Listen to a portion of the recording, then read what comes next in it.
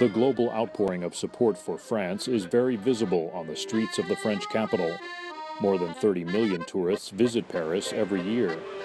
Those who depend on the tourist business fear the terrorist attacks could drive away customers.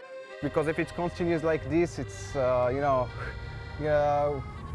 living from tourism in this city. This city is one of the main, sources of its economy is tourism, Security is tight, and tourist sites were temporarily closed.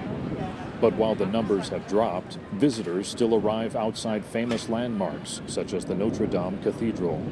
Some recall the pervasive fear after the 9/11 terrorist attacks on the United States. And I really have no idea what tourists must have felt like in my city.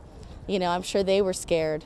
But I also remember the next day having to go to the grocery store too, and just having to kind of do the everyday things that we have to do, in San Francisco and as the Parisians are doing here.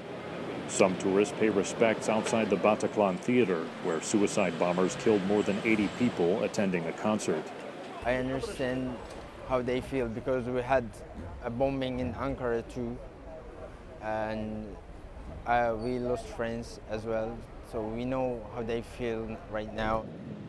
International visitors voice solidarity with Parisians, shaken by the violence but defiant. Support the people here, support the economy, support the life here, and don't change anything. Just carry on. France is normally the most visited country in the world. Despite the trauma of terrorism close to home, the Paris that everyone loves is slowly recovering. Daniel Schearf, VOA News, Paris.